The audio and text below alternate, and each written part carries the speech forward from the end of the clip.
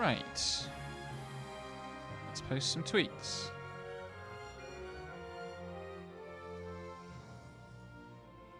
And send some promo messages.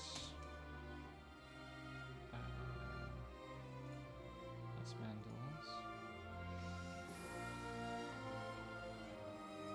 This one.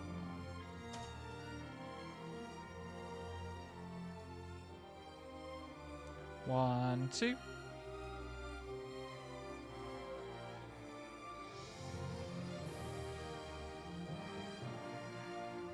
Do that. That's all set. Okay, let's go.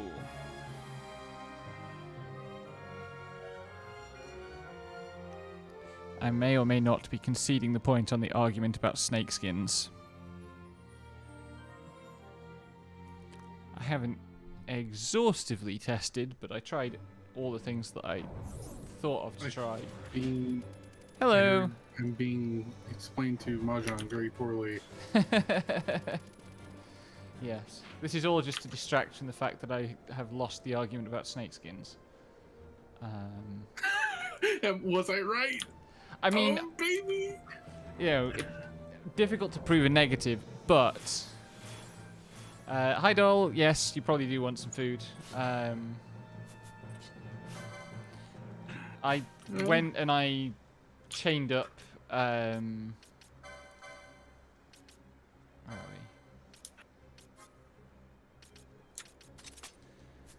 I chained up 50 odd of each of the snakes that I thought dropped the relevant piece of loot, and none of them did. So if it doesn't drop in 50, then it probably won't. Yeah, there is a great serpent's fang. Now, like, I'm sure I remember the guide for the original game saying you can get another one of The these guide later could in have the been game. wrong too. True, it was wrong about at least one other thing that I know of. Because it had the Japanese HP value for Omega rather than the Western one.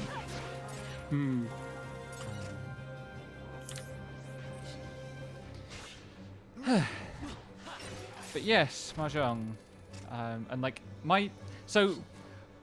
I played a bunch of Mahjong Soul months ago,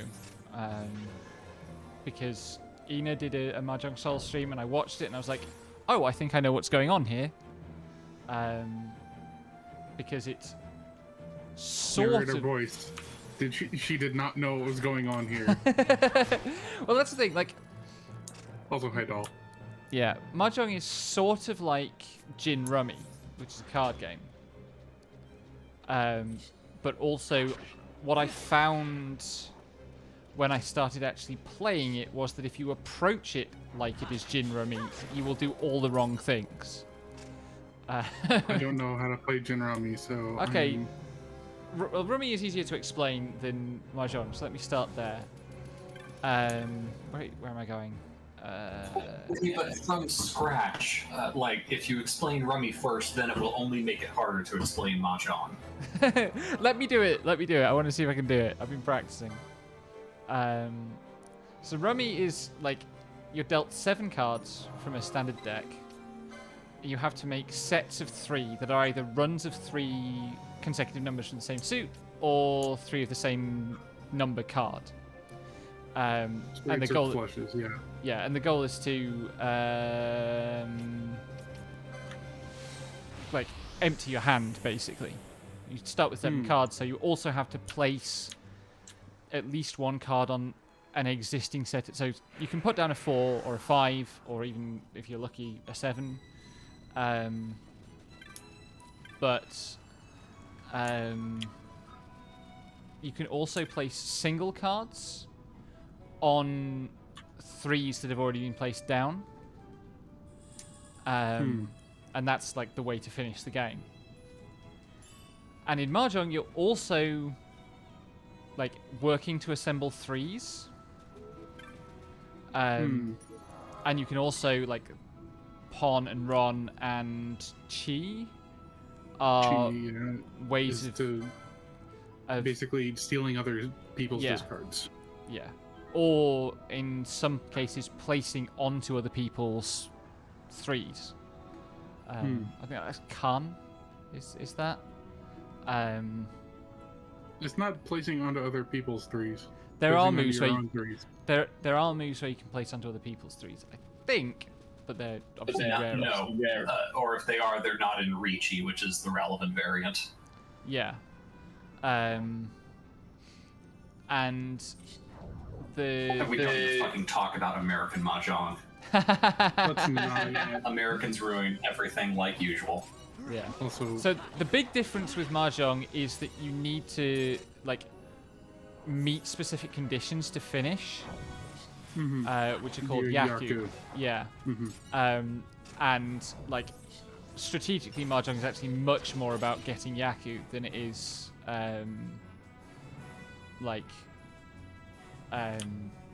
just developing a hand. And I don't fucking know the Yaku. As far as I can tell, you just have to memorize what Yaku exist. yeah, there's a cheat sheet I was looking at that made it seem a little less daunting once you parse the suits of tiles. Yeah. I mean, yeah. No, sorry, this is still Becky's turn, even if I'm already tormented. No, I mean, I think I've said, everything I can think of that's useful to say about it, honestly. I could go into more detail, but I don't think it would actually add anything. And certainly not any greater degree of torment. Yeah, I mean... Also, okay, I don't understand the scoring system, I guess. Oh, well, I usually leave scoring up to whatever program I'm playing with, because, yeah, that's busy work. Even playing IRL, actually meting out the points once the hand is done, that's just a bunch of fucking busy work. Nobody needs to know how to do it. Fair enough. Yeah, I will say this, that the beginner starter guide is just if you're interested, read my scoring guide, and it links to a fucking Google Doc that's fucking 6 pages long. Yep. It's just sure, Well, okay. just let the computer do that. Yeah. I mean, you do need to have some awareness of, okay, this is a significantly more valuable hand versus, okay, this is me barely scraping by. But also, you don't really need to know that until you're actually chasing rating, because if you're just at beginner level, this is something I definitely noticed in the 14 queues. You're mostly worried about just making any hand at all. Yeah. But yeah, the basic structure is still of a hand is always 4 triplets at a pair. And that can be triples either of 3 consecutive numbers in the same suit or 3 of a kind. Yeah. And there's 4 of each tile.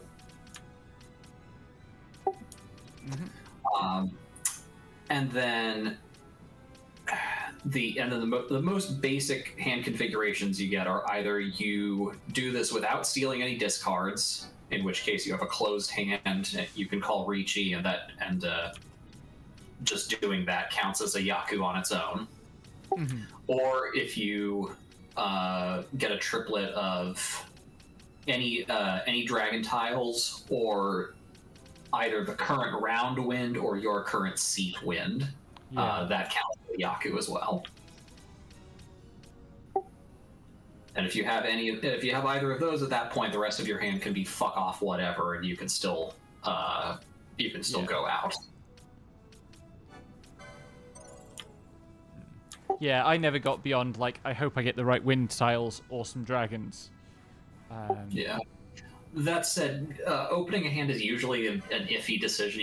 You've really got to have a plan at that point, because it's almost always easier to just keep trying to draw for a closed one. And also, I should back up and say you can steal a discard and have a closed hand, but it has to be the last tile.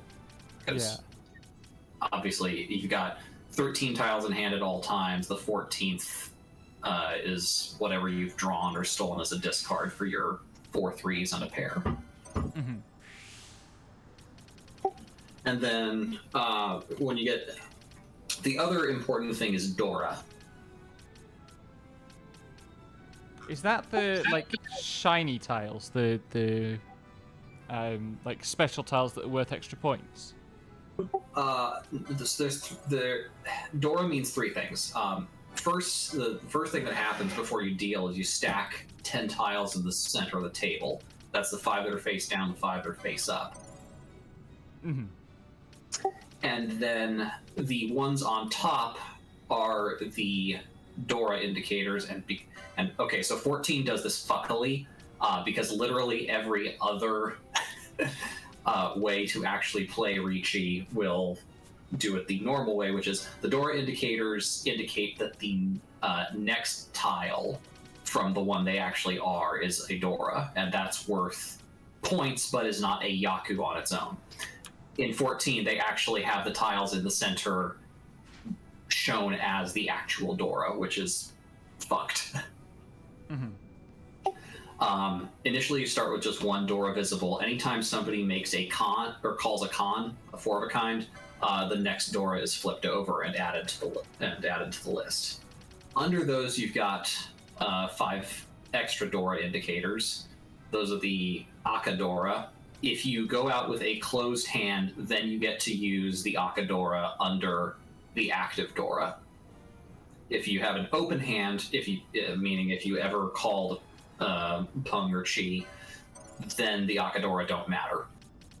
Okay. And then there's the Uradora, and that is the 1 copy of each numbered 5 tile that's differently colored or dotted or whatever, and that's also worth points to have on hand. Ah, right. Hmm. Yeah, like, this is the thing with Mahjong. It's got loads of these fiddly bits that sound like an absolute nightmare to remember to do if you're actually playing without a computer doing the work for you.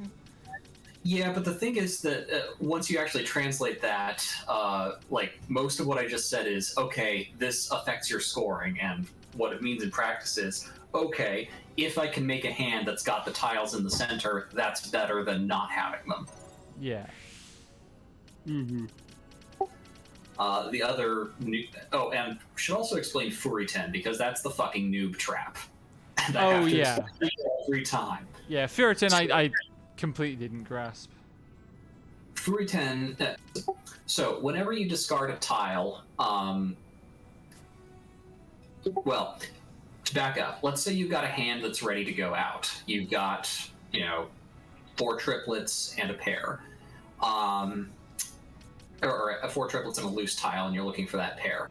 Mm-hmm. If you have discarded any tile that can complete your hand at any point in the round, you are in Furiten and cannot claim somebody's discard to go out. You have to win by drawing on Sumo. Ah, right. You can also be in temporary Furiten, which is if you discard a tile, you can't call that same tile until it's your next turn. So this is why you'll end up seeing a lot of somebody's in Ricci and they toss down, by way of example, like 8 bamboo, and then everybody else just ditches an 8 bamboo immediately because that tile is safe. Mm-hmm. Yeah, like actually playing Mahjong well is keeping track of what other people are giving away. On the discards, yeah. For what it tells you about what they're doing, which, I mean, for that you need to just practice until you develop the game sense. Yeah. My experience playing Mahjong Sol was that I just really didn't have a clue what was going on. Yeah, what you start developing the sense for is weights. Like a very typical end game configuration of a hand that's in Ricci will be, okay, you've got 3 triplets a pair, and then you've got 6 and 7 of a suit. So you're waiting on 5 or 8 of that suit. And in the ideal case, none of those 5s or 8s have been discarded yet, because that means you have 8 potential tiles you're waiting on. Of course, the danger of that is that somebody else may be holding up to 6 of those as triplets. Yeah, I was also going to say, I'm looking at the 14, and the fact that they use the enmity markers on dangerous tile markers is very silly, and I like it. Yeah, oh yeah, it's very helpful for learning. Honestly, like, you can just straight follow... One second. You can straight follow 14's discard indicators, and you will place second a decent amount of the time. Although that may just be because US players suck. Yeah, it's not something a lot of people are used to. Except for Yeah. the weebs, and those are all on different servers. Yeah, when I was doing my rank climb, I was hanging out on the Crystal Mahjong Discord, and there was like one person there who not only maintained a high Don ranking on US, but also actively played on ModSoul and the JP14 servers. That'd do it. Yeah, I haven't seen them around. I think they went to ModSoul full time, but yeah. And yeah, now I'm one of like 2 people on my server with Mahjong Master, so, you know. Fair enough. I'm a fucking sprout.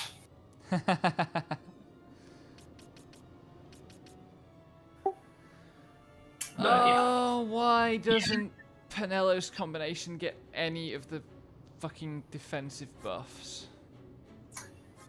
And why What do I does it- still not have bravery? The fuck? I've missed a chest somewhere. Have you tried overcoming your fear? Never. I mean, She doesn't have chicken, so it's fine. Fucking 0 bravery. Turning you into a chicken is very good. I guess I'm just going to go without shell for now then. I should put a The other- kill gambit up though. the other thing that gets into a high tier mahjong is once you're aware of of Yakuman or otherwise super valuable hands. Because it's fine and dandy to just make a hand out of whatever, but for instance, if you get if 3 of your triplets are 1, 2, 3, 4, 5, 6, 7, 8, 9 of the same suit, that's a full straight. You just racked up 2 extra Yaku. And then you get into stupid hands like small dragons or small winds or fucking big winds. All the way up to 13 orphans. Yeah, 13 orphans, aka the don't go for this hand. Yeah. Don't go for this, but if you pull 12 orphans, then maybe. I think the threshold to do it is like if you pull 9 or 10 on your opening, then you can start shooting for 13. The definition of 13 orphans is that it's one of every kind of tile, right? One of each numeric terminator, so 1 and 9 of each suit, 1 of each wind, and 1 of each dragon, and a duplicate of any of those. Right. Regular 13 orphans is just, this hand, and you draw the last orphan you need. Stupid fucking extra big 13 orphans is when you actually have all 13 on hand and have 13 tiles to wait on, Yeah. which counts as a double fucking Yakuman. Yeah. Which is the to say, other- it will win you the game, basically. it will end the game outright immediately. End the round outright immediately because everybody is going to be paying you so many points. Yeah. The other hand that is actually important to know about, though, because it actually is the fail-safe in a lot of cases, is 7 pairs, since it doesn't hit the triplets and pair rule. But 7 players of anything is also a valid hand. Ah, okay. And like if you end up, usually this happens like if you're holding on to a button to like 4 pairs already, hoping to get them into triplets, then you just start converting from there. Yeah. Yeah. All of which is to say that if you grew up playing Rummy, you're going to make all the wrong judgments, because Rummy is all about knowing, like, it's purely about knowing the odds of getting the cards you want, which I got very good at calculating. And you don't really need to watch what other people are doing unless you are playing against people who are trying way too hard at what is fundamentally not a very sophisticated card game. So, Magic the Gathering. Now, Magic the Gathering is a game where you really need the system to keep track of it for you.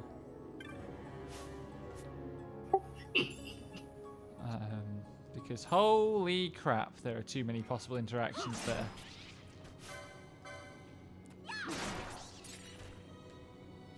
Plus, it's, you know, Wizards of the Coast. Yeah.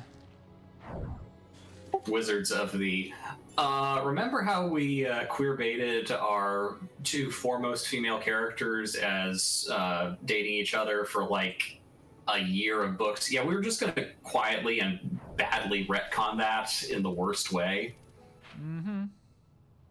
Coast. Yep.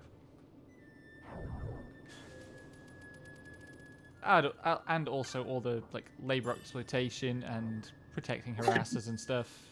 Yeah. Because yeah, that's games right. culture doesn't stop with the digital games. That's right, he's still fucking working there. God. Mm-hmm.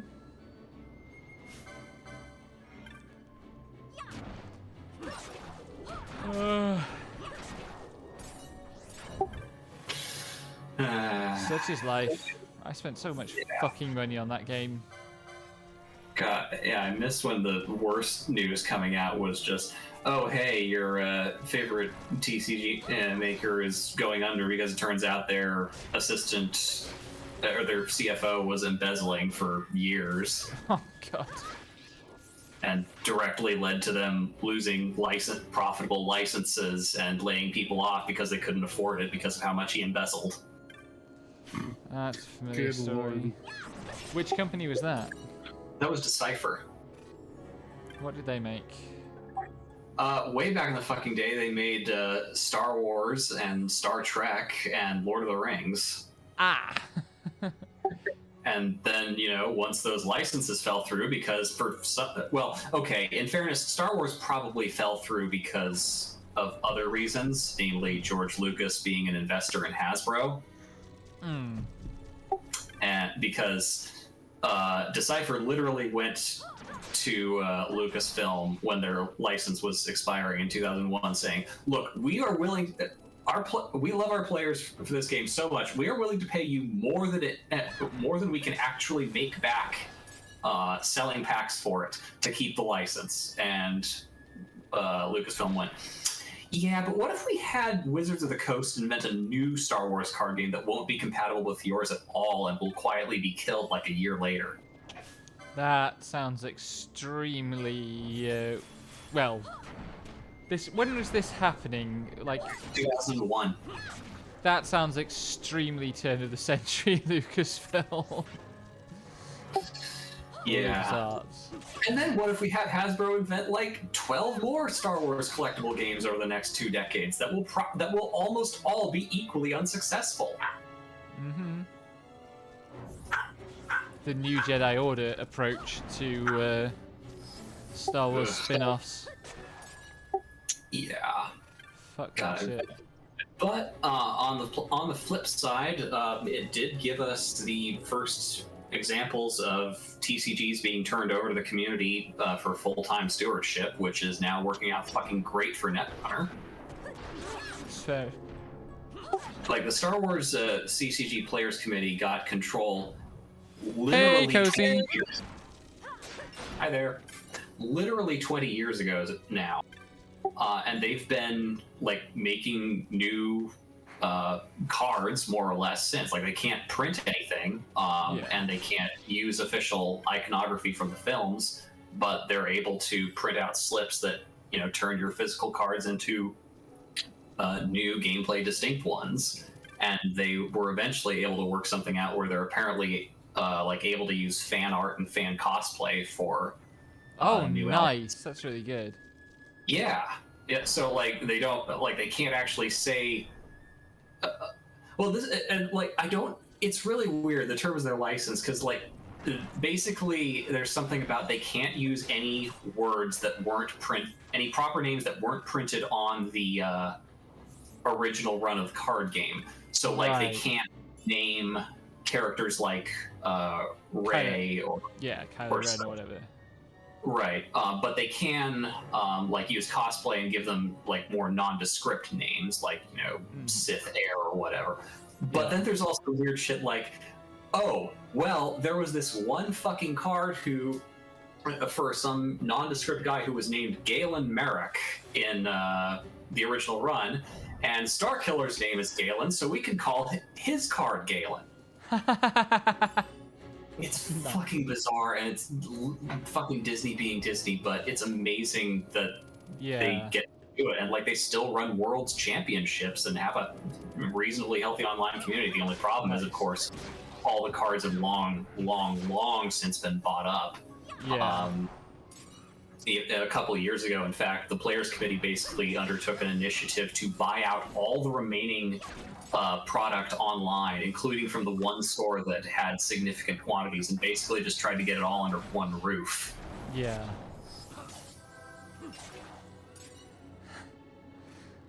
Surprised you still remember the name Galen Merrick. Yeah, it sounds familiar actually. But anyway, VOD from yesterday will exist. Like you can probably get the Twitch Raw is still up, but I'm going to. I downloaded it today. I'm going to do an actual highlight reel of all the times that Kai murdered me. Because that voice acting performance deserves to be preserved. And I will also be uploading directly to YouTube.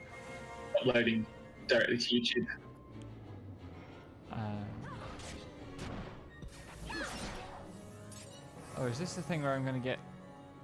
Oh, I'm going to have all sorts of fun, aren't I? In this area, because... I'm about to encounter a hunt, and then an Esper in quick succession.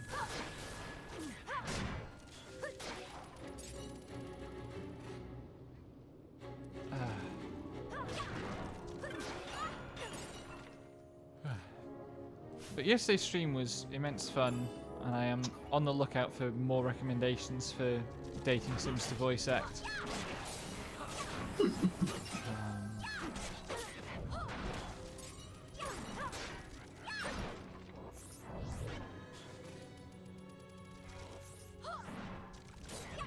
Preferably ones in which I can read slightly toppier characters.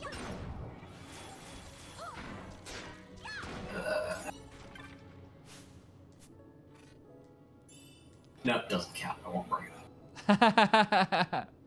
Also, I'm not doing a reading of Eamon Echo because I did the maths on how long it would take. No, I wasn't thinking of that one. And also, I told you that that's way too fucking long to read, and also should read it, just not live aloud.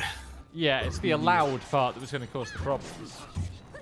Yeah. People were literally paid to do that already, and it took a long fucking time. Yep. And they did a good fucking job. Who just got disabled? None of my characters, that's fine.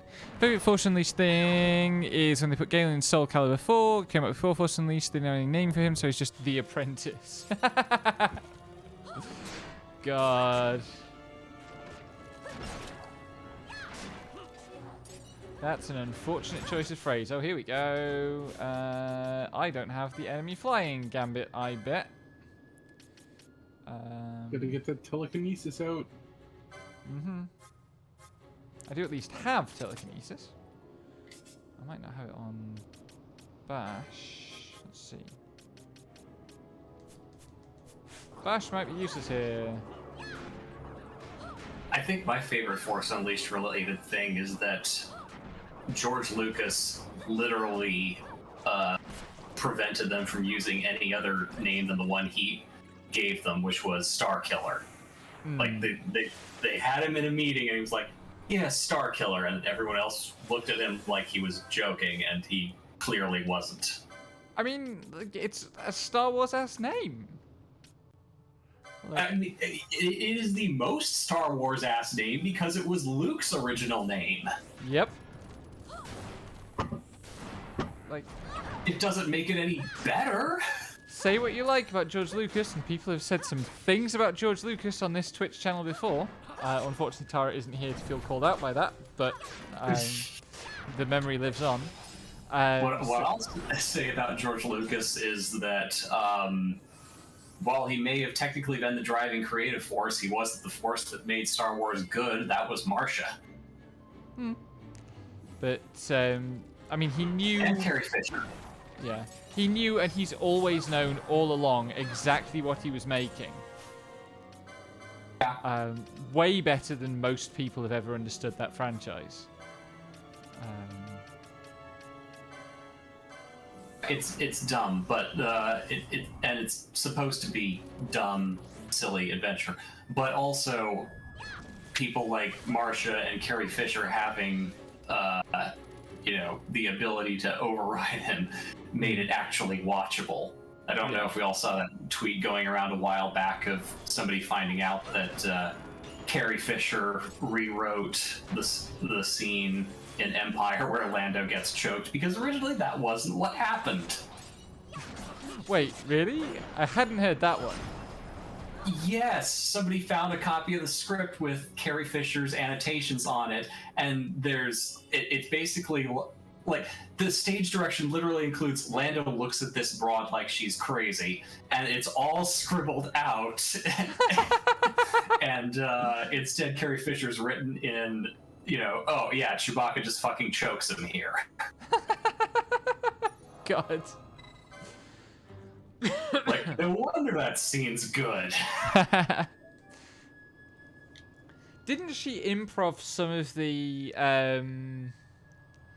the lines where Leia is rude about Chewbacca in A New Hope as well? Yep. God, what a treasure. Yep. Let's see how this Esper fight goes. Yep. Pinello probably shouldn't be not here. Not to downplay her co-workers, but yeah, Carrie Fisher's a fucking international treasure. I mean, like, Harrison Ford as Han Solo, hating being Han Solo, has its own compelling aspect, I feel. Yeah. And Mark Hamill has matured into a person that I'm still kind of glad exists. Yeah, no, I'm real glad when Mark Hamill goes on Twitter and dunks on TERFs. Yeah, he's like the he's the Tony Hawk of Hollywood, basically. God, yeah, he is. I need. Hey, wow, this guy sounds just like Mark Hamill. Exactly. Not immune. Stop. I want immune. Disable. Hello, transformation artist. I'd like to commission some cis formation. Well.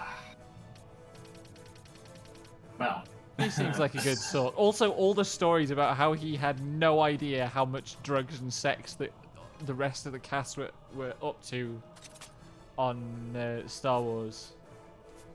Like, bless his heart. Yeah. Yeah, bless Mark Hamill.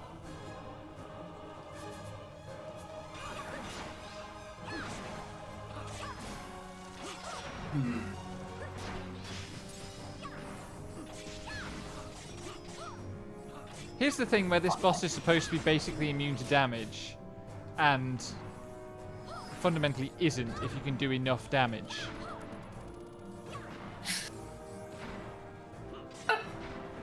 It's like he braces against attacks, and oh shit, I forgot he had prime level death. What are my levels?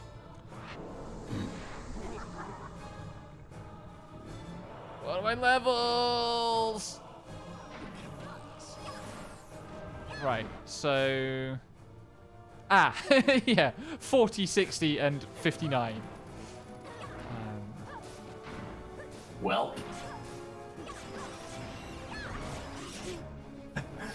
Oh. Oh, fuck. So I have pens out from voting. I better hide those. You wait, what? No, I'm just hiding the pens off my desk. Om nom nom. Om nom nom nom nom. No. Give it back. It's alright. I try to avoid chewing pens anymore as a way of dealing with my oral fixation because I have imbibed ink too many times. Pen lids are still fair game. But also, I tend not to buy pens that have lids anymore. Okay. Years ago, I discovered that my exact preference for pen types can be bought 3 for 50 pence at most supermarkets. And so I never lack pens, but it's a kind of pen that is a retractable rather than a lidded pen. I have strong opinions.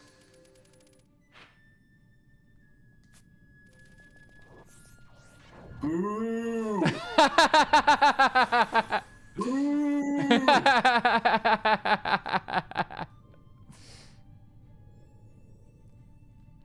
Where the fuck does this come out? I can never remember. Oh, is it Garanside Waterway? Maybe.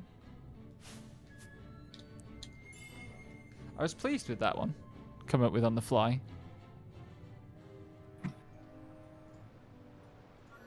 I managed to sneak in a... Yes, there are some gems in this collection at the end of the Gem Wizards stream over at Yodcast. Nice. Good work.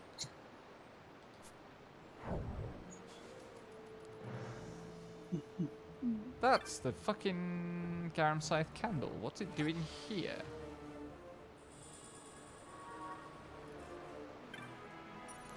It's safe, because that's another Esper. Who gets that one? Was that Zalora? Back. What quest am I gonna do? Where the fuck is this sex bot? Wait, what? In New Vegas, so I got a quest to go find a sex bot. Fair enough. I have no idea where it is. In fairness, Cozy, I know my prime numbers. I just forgot that the boss had that move, so I didn't check. Licenses. Bash. Ah, yeah, okay.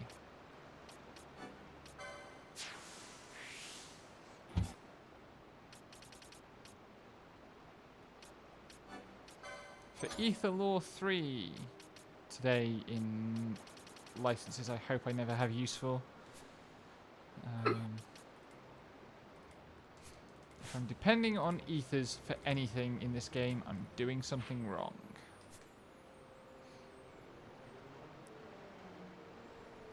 Unless it's putting people to sleep.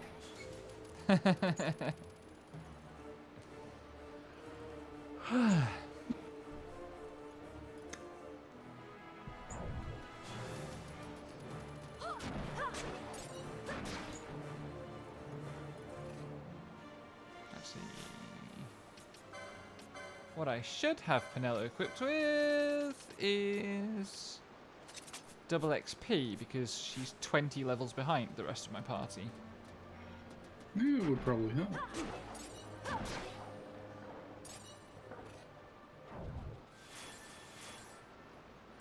That sounds good.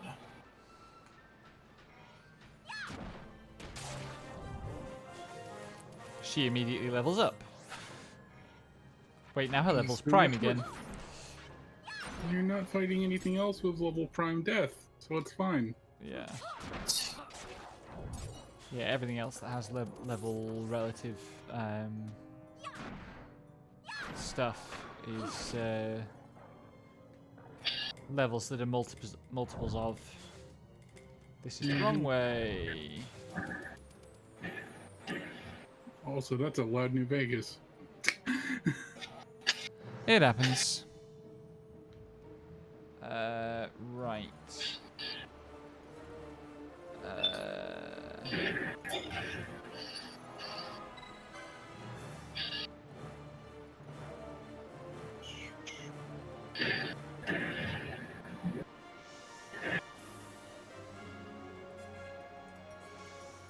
Oh.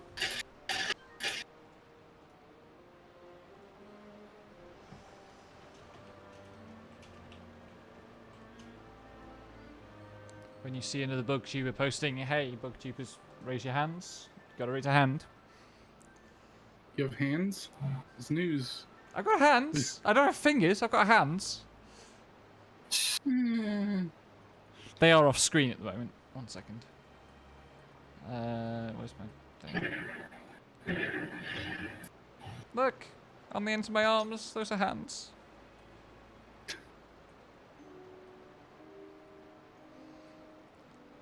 One of the next tasks is to actually animate, like, waving them.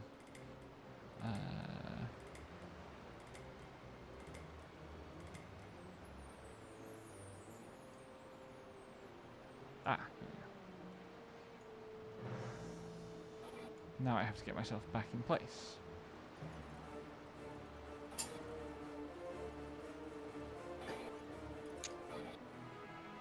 Let's go there. We don't need the bottom right of the screen. Can I remember how to do this puzzle off the top of my head? I don't think so.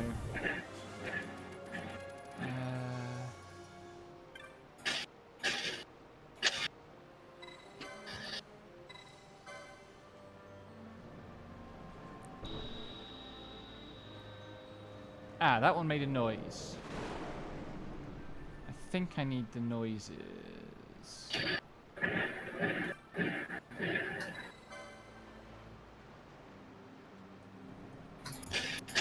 Because we're trying to flush this medallion out of the system. Somehow. Just throw more water at the problem. Mm-hmm.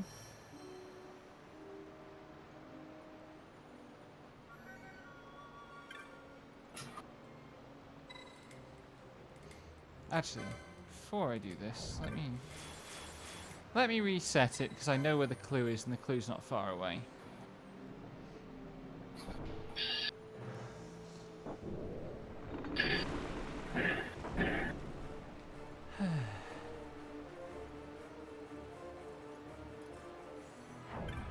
Let me reset it.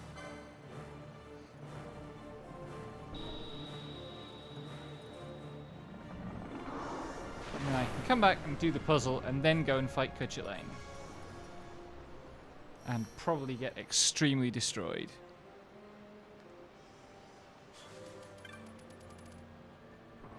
Also, I wish they hadn't chosen the word cloaca for the name of several locations in the sewers. I get why they did. It's not technically incorrect, but also. I mean, I wish the ending of Metal Gear Solid 2 didn't include a series of locations named Stomach, Jejunum, Rectum. Yeah. I think that's a little more avoidable. I think cloaca is just the curse of knowing too much. Yeah. That's my life. Whoa, same.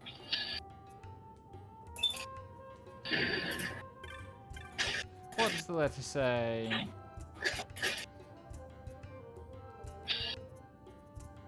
Stop those flow and loose it once more. Right. Note this down on a piece of paper.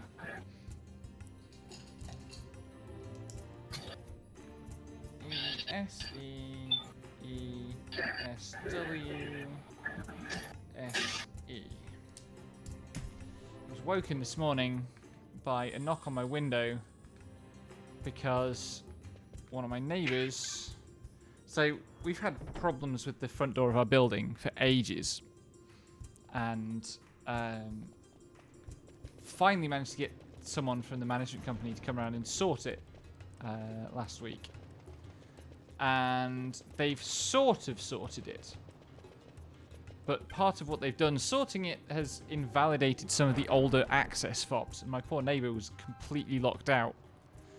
And the thing they haven't fixed is the door buzzer panel. So he wasn't able to buzz anyone to let him in either. Ugh. Yeah. So I'm going to have to get onto the management company again. Fantastic.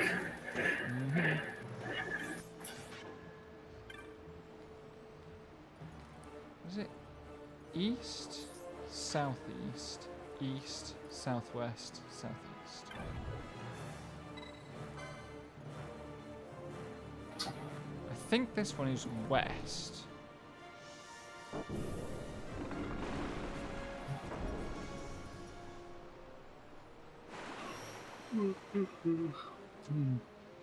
Maybe the map will give me information about this. It tends to. That's what maps are for. Nope. All it gives me is numbers. How could a map be any use? It's not even remotely the territory. You've determined to make that a thing. I love it. I think it's this way.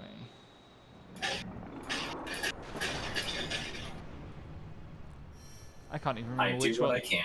I can't even remember which one the map is not the territory is.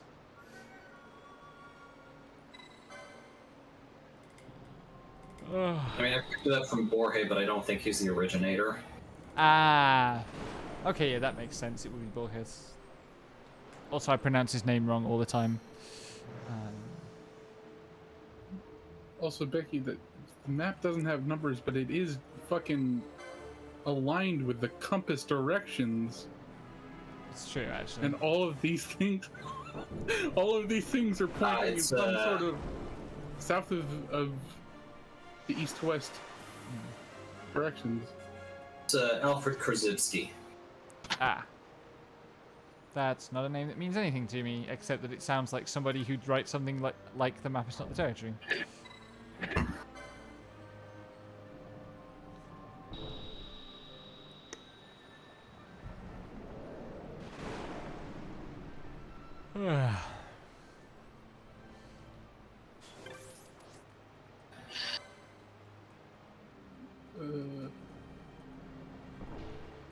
That should bring the thing up.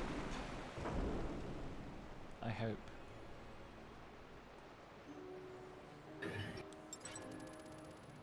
Yes, I heard it clink. Where is it? No, I didn't want to go through there.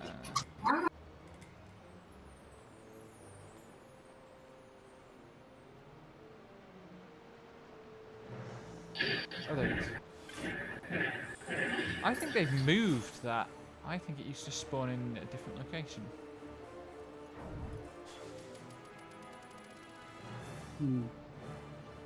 But it doesn't matter, I found it.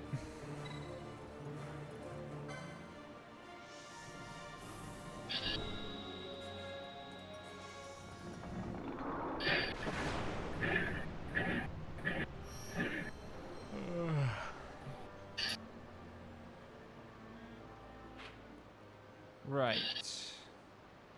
I think what I need to do here is go through this way, which is now passable. Got some uppity frogs here. All frogs are uppity. Oh god, have I just spawned the fucking rare? My first visit to this area. Was that the rare? I wouldn't pet it past you. That would be appropriately cursed. No, it died too quickly. It can't have been. How over-leveled are you? I'm not really over-leveled for this area. Not for a rare in this area, anyway. Fair enough, figured I'd ask. You did beat the game. Yeah. But also, like, I am barely creeping on to level for hard stuff.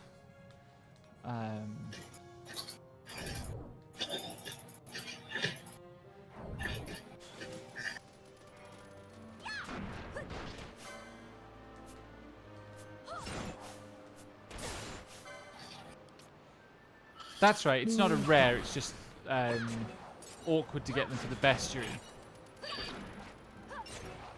Which is now not a problem I will have. Hooray. Yeah.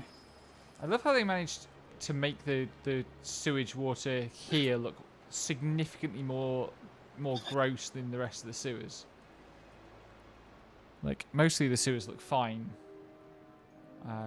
Which is good, because you spend a bunch of time kind of wading around in them. But,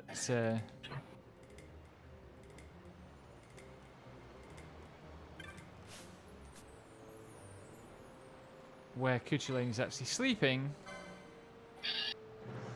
not so much. I don't know if I'm actually going to be able to do Cuchulainn, you know. He's mean.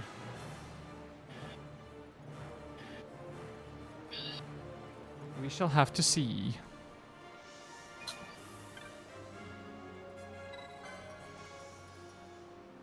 But first, more opening and closing gates, because that's all you do in the dang sewers.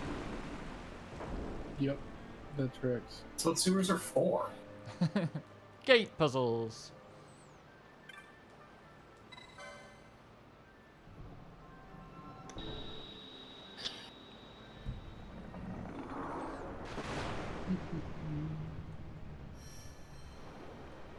Fortunately, I've mostly memorized the solution. Apart from that one bit that I had to go and find the hinting game for.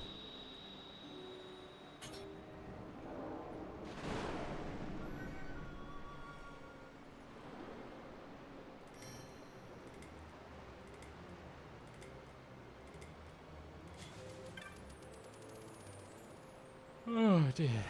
Sleepy stream.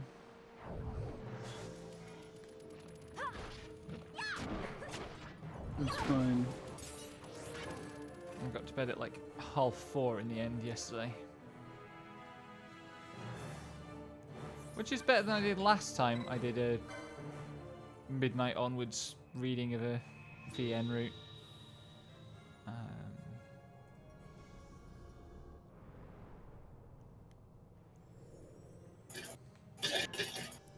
We got slightly less distracted. I'm trying to caress my fucked up sleep schedule into something more approaching normal, so I'm not completely dead by the end of tomorrow. I think you're going to be pretty dead by the end of tomorrow, whatever you do, Nah. given the scale of your plans.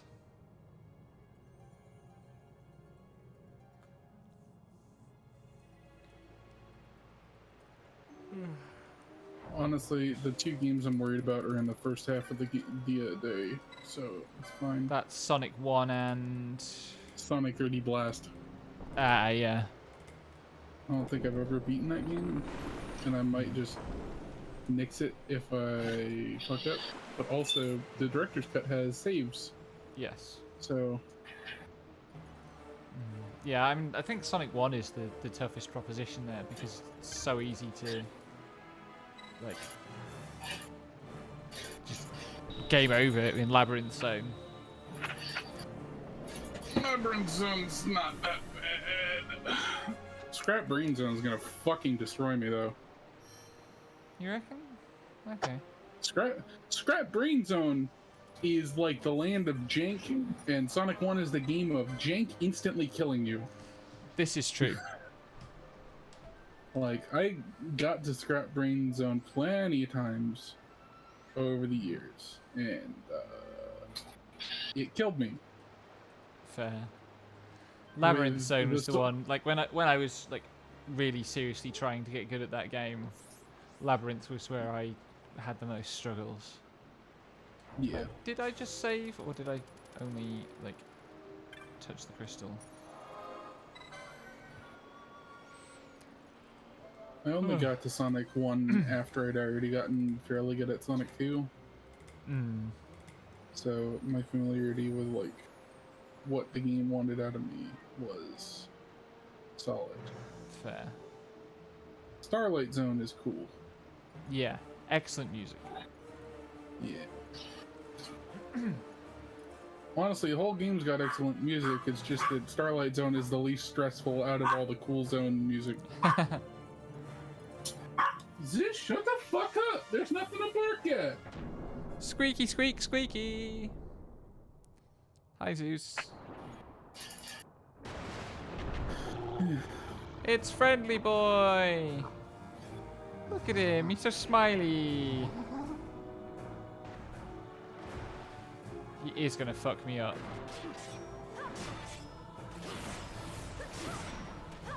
Such is the Looks way. like a face of mercy! A little bit, but that's not correct. Oh god. Penella got disabled because she's got the fucking XP on. Let's. Nice. I need to fucking memorize which abilities do what.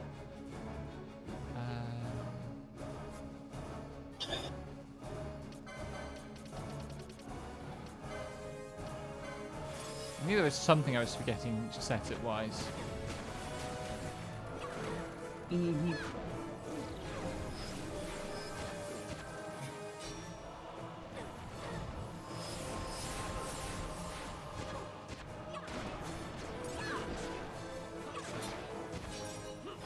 If I can keep the disable under control and he doesn't start stopping me, then it should be okay. Has he got statuses? Oh, he's got statuses. I should dispel those. Play the video game. Never.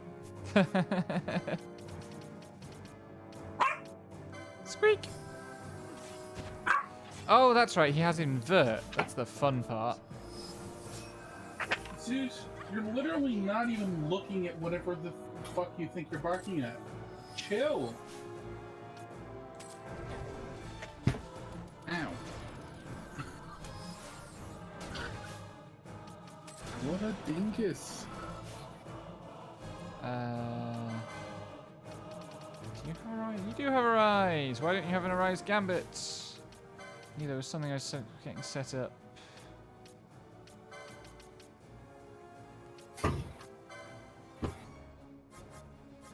Right, I need to get back to work. I will hop off voice. Okay, Alrighty.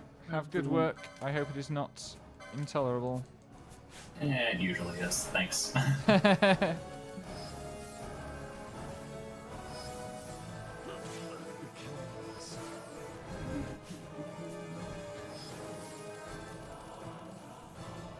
am also.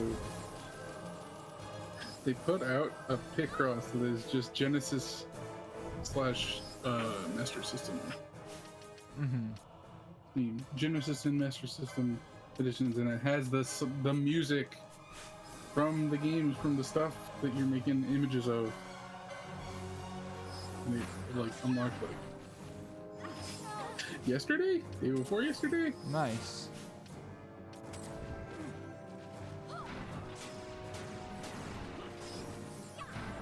Oh, that's nice. The other status he has is Immobilize, which is also prevented by the same accessory as the... Yep.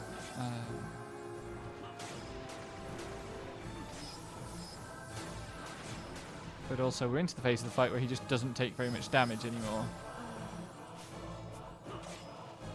Yep.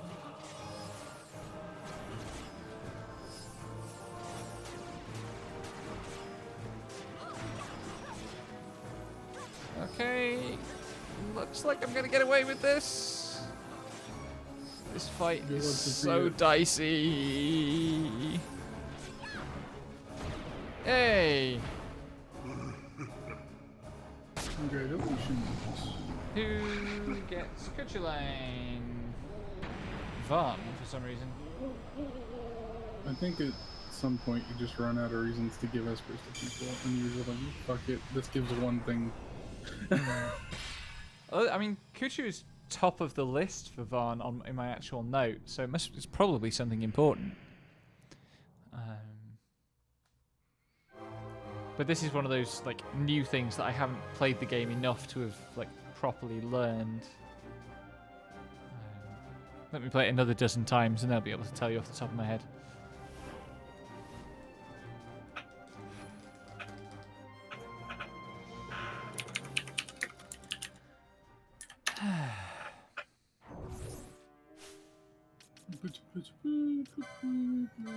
Let's find out Good what he does. White magic 12. That'll do it. That's worth having, because that's Protectgar and Shelgar. Does it unlock anything on this grid? Oh, and black magic 9 and 10. Yeah. Yeah, that's a high value combination right there.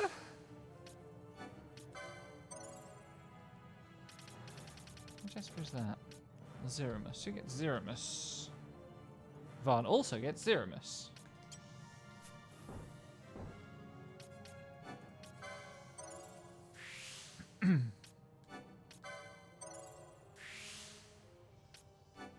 Tucked away behind all the most expensive accessory licenses that I'll never use.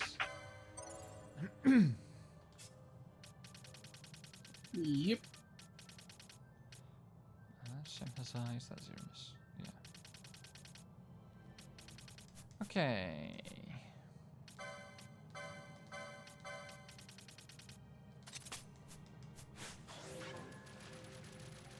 Right then. Is there anything hiding up here?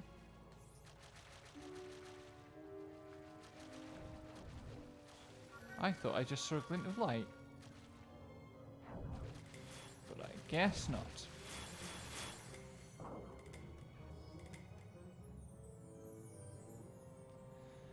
That's 2 more ticked off the list.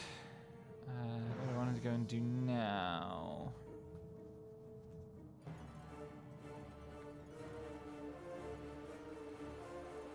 Actually, one thing I should do is I should go and turn in the hunt that I did while I was back in the Valheim Passage. You probably should do that. Yes. Easy things to forget.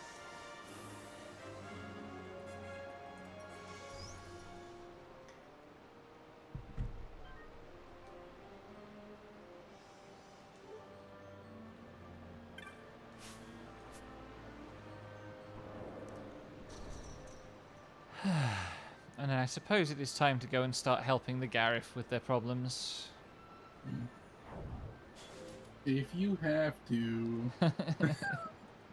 It's a weirdly scattershot group of hunts is the thing. They send you all over the damn place. Hmm. Am I going the right way? I am not.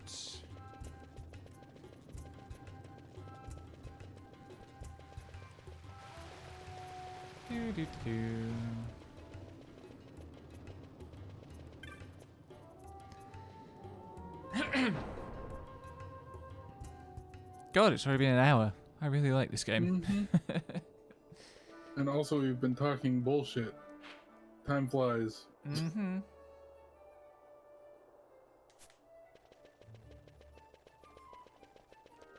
Let's go see Mont Blanc.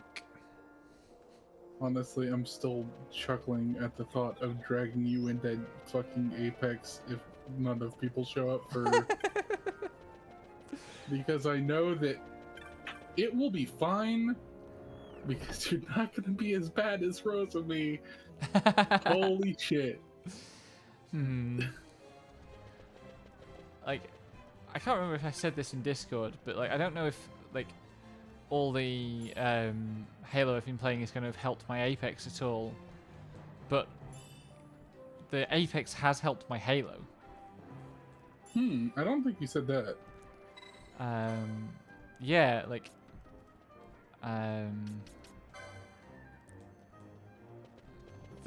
so I used to play Halo on controller.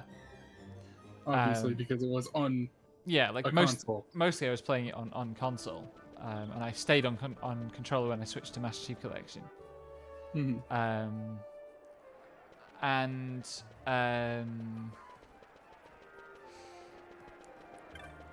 just when I switched to KBM, the thing that was really a problem was up close, was like close range work. Mhm. And I was really struggling with just like, because the way Reach works for optimal single player play is you have the battle rifle for long range stuff and you have the shotgun for short range stuff. Mhm. I was fine with the long range stuff. I was useless with the shotgun. I used to be better with the shotgun than with the long range, which was quite frustrating. And then on which day was it? I made an actual serious attempt to grind some Apex points. Wednesday, I think. And then suddenly I could do the shotgun stuff in Halo. So now I can solo firefights at least on normal difficulty. Nice. That is not a mode that is designed to be played on anything higher than normal because the number of things that become one-shots is just brutal for a mode that is all about conserving lives. Suddenly everything's a one-shot and enemy tanks become accurate. And I object to the accurate enemy tanks because they will just mortar you from the other side of the map. Yeah. It's bleak. Yeah. I think probably like the tough love approach of Selene being just like fucking go fucking play the video game and I'll fucking follow behind and see how I can help you learn. Venana was not not taking well to it. A fish out of water one might say. But like honestly, the smartest way to fucking get better at handling that game is just to get in fights. Yeah.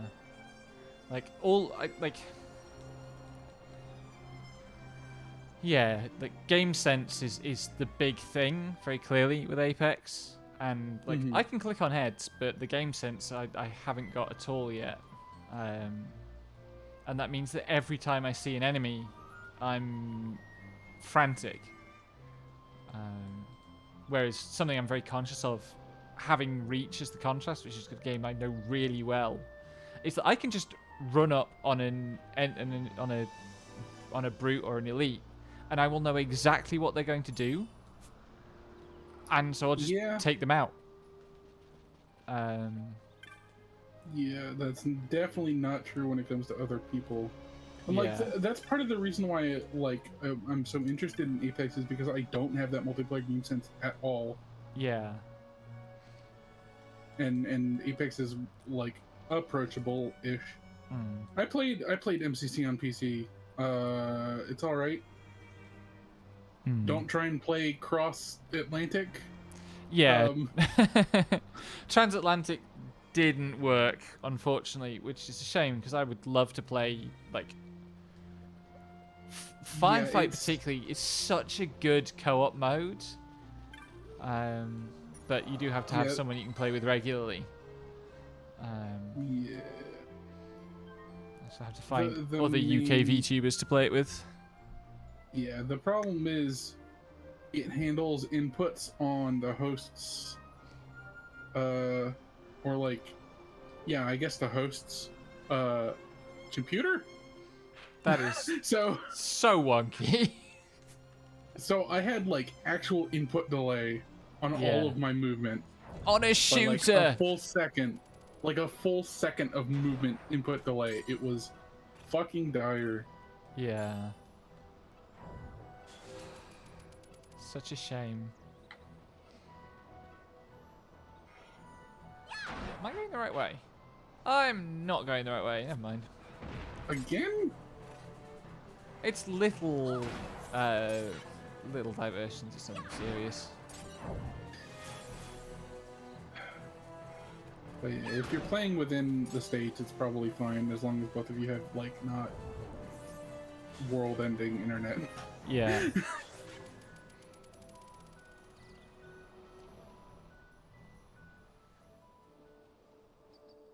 Maybe I'll float a tweet on the ENVTuber hashtag and see if anybody wants to Halo with me.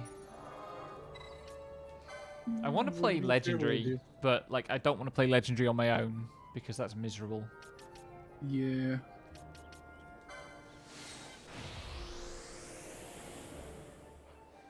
I might be good enough at Reach to get through it on Legendary, but when I tried playing Halo 3 on Legendary, I couldn't get past the middle of the second level. And I'm still not entirely sure how I cleared the first level. Hi, Tara! What's that oi for? What have I done this time? What haven't you done this time? You were talking shit earlier. I can't remember about what. Oh, I Oh, was... right, George Lucas. Yeah, I didn't spill any secrets. Just reminded people that they exist.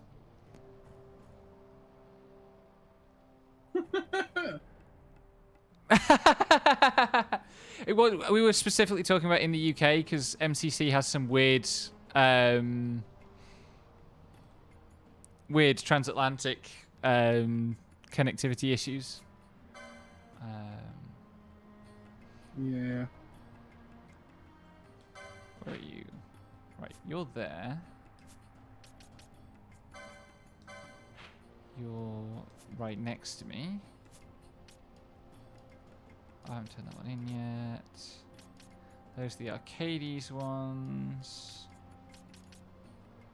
Isn't there another Jahara hunt?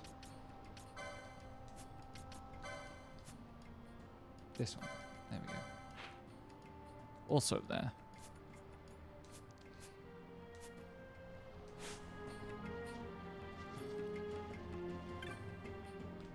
Have I got 8 Espers yet? No. I did have a Halo group, but they mostly wanted to play PvP. And it's like, PvP is fun, but it's not really what I'm after in Halo. Mm-hmm.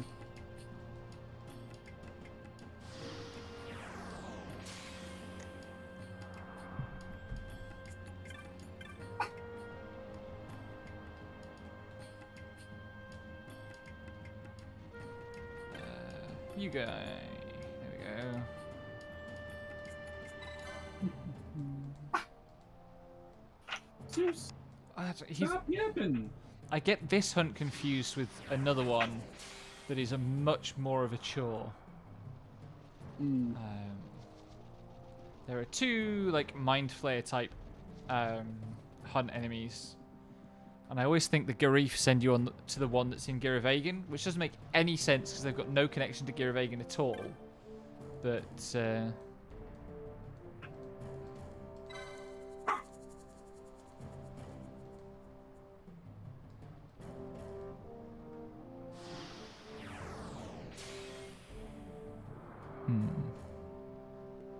yeah, the Flood are good. I wish I hadn't been spoiled on the Flood, because I played Halo 3 first. And, like, the Flood appearing in that game is cool, but it doesn't make any sense unless you played the trilogy. And if you go back and play the trilogy after playing 3 first, you're not caught off guard when they appear in 1.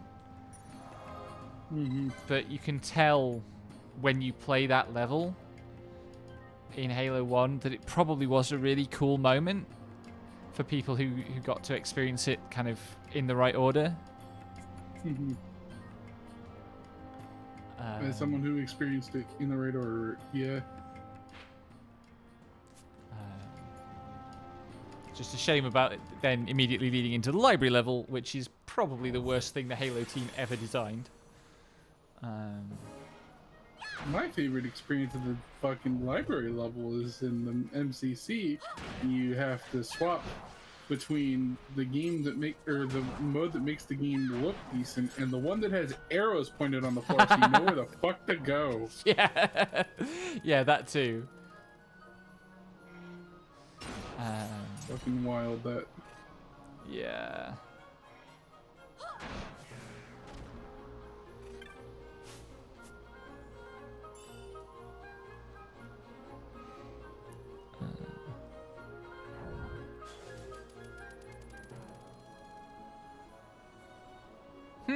That's an interesting comment. Like, I don't know enough about Tokusatsu, but I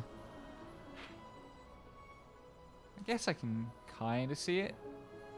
I like the head crabs in Half-Life because of how satisfying it is to shotgun them.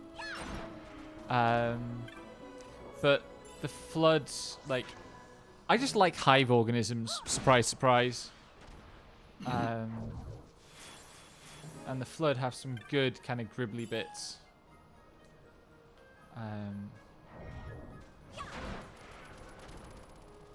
Shout outs also to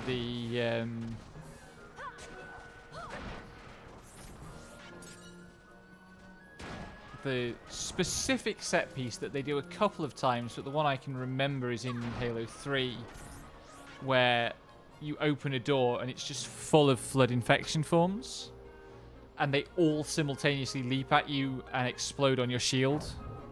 That's just satisfying.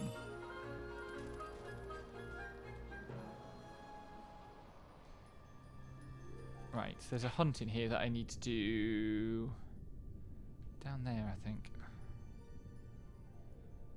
I don't think I have to go past the scary monsters that always gank me.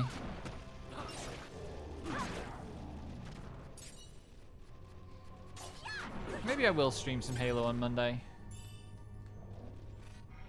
It's not exactly an indie game, but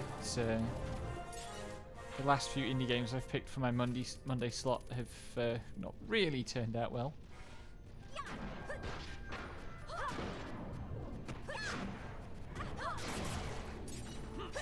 And I think I want to wait until I've got a slightly bigger audience to play Undertale.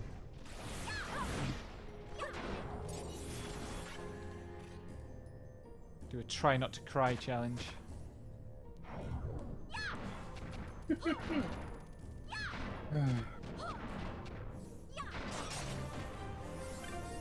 On the other hand, maybe I shouldn't wait, because the bigger my audience, the more shit I'll get for not doing the genocide route as well as pacifist.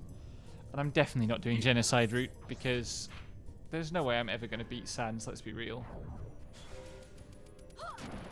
The thing is, like, do you really think you're going to attract an audience that gives a shit whether you do the genocide route? Miss Bug, you're not a cute anime girl. You can break convention a little. Maybe.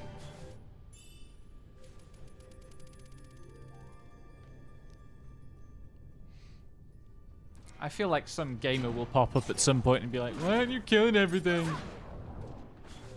Fucking petulant gamer man children can get the fuck out.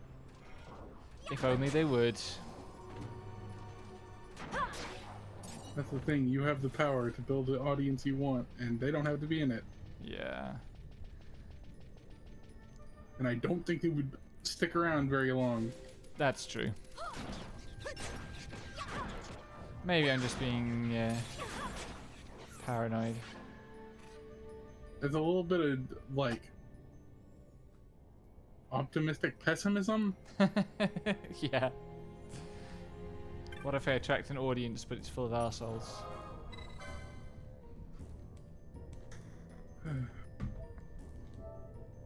For all the chuds in every VShojo member's chat,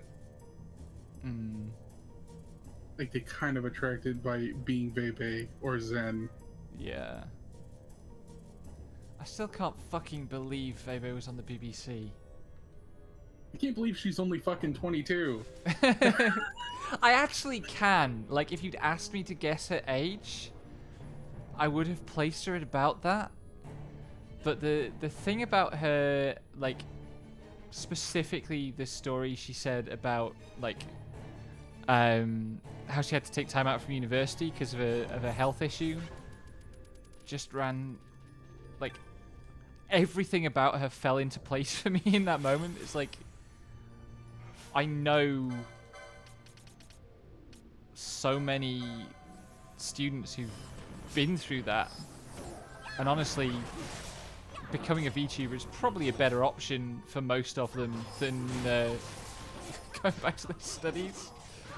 Like, Yeah. it's so rough to go back to university after an absence for a health issue. Not to be clear, not through any fault of the. I cast a sooner. I wanted dispel. What am I doing? Not through any fault of the students, but just because universities are horrible, horrible places. And also, trying to pick up on momentum is always harder. Yeah.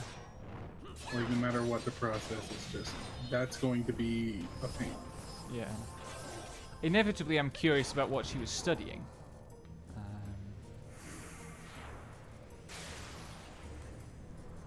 My gut says it would have been something like criminology or social policy. Really specific fucking calls to make. I just like that. That's what my gut is saying, and like, you know, maybe, and that's optimism because I think those are the best subjects in academia. Like Yes, those are the, that's the other half of what I was gonna say was just like projecting optimism onto your, like, you don't know shit about like Vey outside of the persona. But I mean, like, she is, for all that she is one of the more like outrageous members of VShojo, there is a wisdom to her about what she's doing, which I associate mostly with people who've been in that kind of sociology kind of section of academia. You know, not all sociology departments are good, but the ones that are, you know, I think they have a higher strike rate for being good, in my experience, than most other subjects, and they foster that kind of sensibility.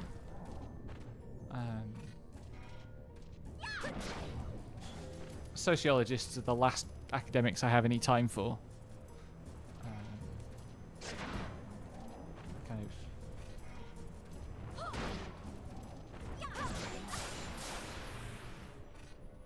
Just seems to be a greater trend for them to have actually figured out what academia is than most academics.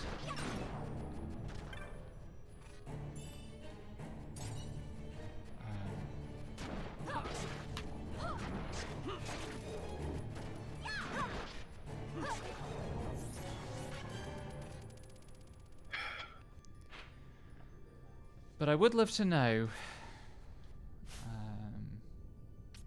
I guess she might have been in something media studies-ish as well. People give media studies a lot of shit as a subject, but get on better with media studies than most of my colleagues. Clan Primer Hunts. The other two, I think. You're in the Henna Mines. You're in the Henna Mines. Yeah, I don't know. And then the rest is elsewhere.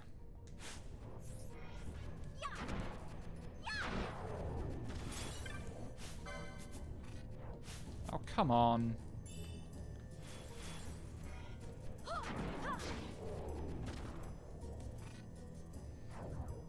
Yeah, like, the hardest I have cringed all year was listening to the BBC guy introducing that report. It was like, and I try really hard not to cringe at things, but also if I'm going to cringe at something, it's going to be on the BBC.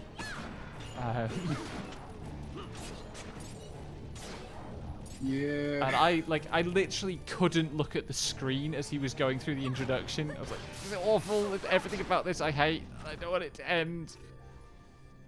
The actual report was really good, though. Yup. My fears were not realized.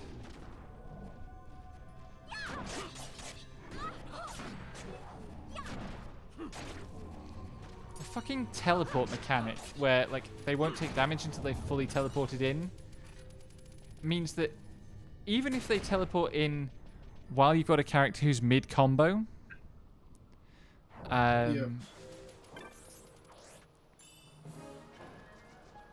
and the combo continues past the point where they would take damage, they don't, because it's at the start of the combo that it counts from. You probably find it pretty easy to find the report on like Vebe or Fruit's Twitter from yesterday, Cozy. Yep. I don't even think it was like that cringe per se. It just like set me off. Yeah, Just it 'cause, was like- more like weird normal society intruding into a subspace Yeah. Like, cringe than like actual like cringy behavior. yeah, they weren't trying to be like hip with the kids or anything, thank God. But it's just because like the BBC was the sound of my childhood. My parents religiously consumed BBC News, which is another one of those things that, if you know how the BBC operates, is incredibly revealing about my childhood. But like, we would have BBC News on over breakfast, and it'd be on when I got home from school, and over tea in the evening, and they'd get the evening BBC News as well. It's like, you can't need to hear these people so much all day, all the time. Please make it stop. Oh my God, please make it stop. And now they're talking about that thing I'm really into. Oh God, make it stop. Yeah.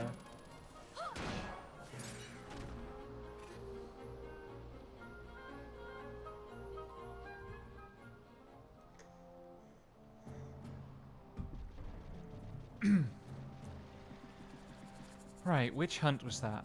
That was the guy...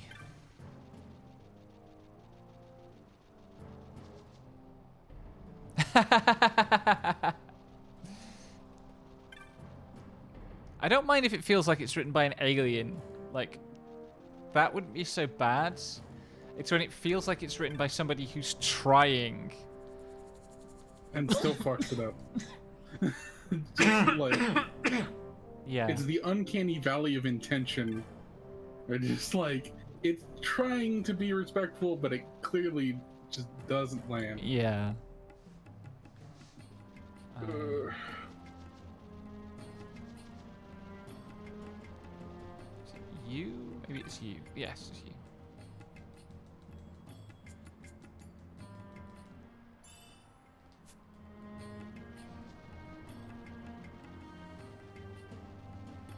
Yeah, I think the only time I've ever felt that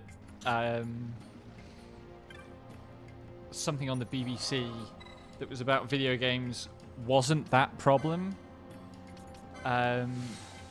is Dara O'Brien's skit about song choices in Guitar Hero and how frustrated he was by having to work through songs that he didn't know by bands he'd never heard of to get to the songs he wanted to play.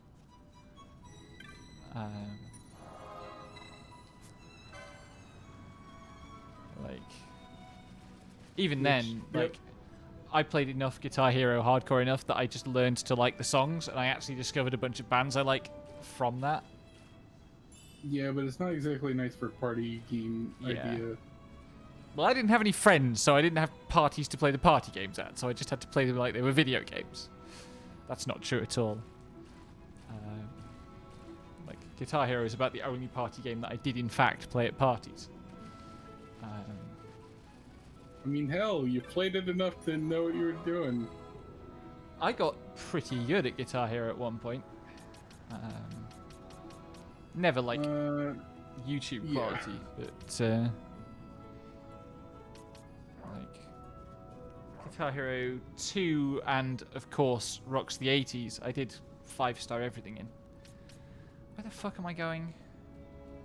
Henna Mines. Everything could go wrong in Orbon Monastery. Every single fucking time. And you know it.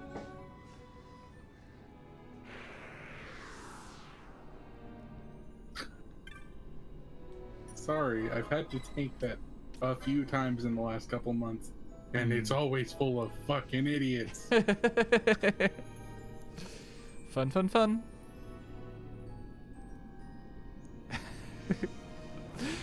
Why? Which instance are you in at the moment, Tara?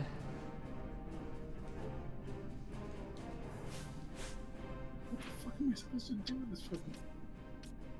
Wait. Fucking Astro. Ugh. My condolences. And also, you knew what you were getting into.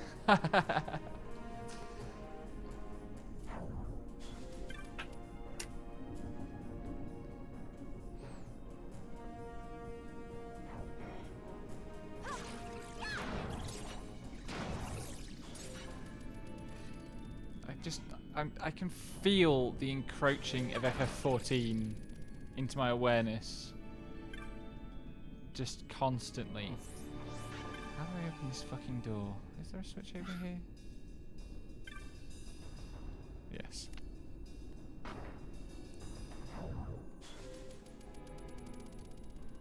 So the worst healer and 2 very boring melee jobs. Godspeed.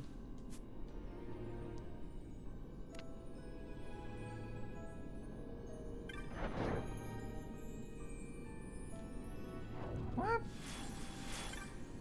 Am I just, like, not paying enough attention? Yes, I am not paying enough attention. Nice. See, I already got all my DPS up to 80. Now the last thing I need to do is get Dark to 80, and then I will be fine. And it's at like 74 or some shit now. So, I'll live.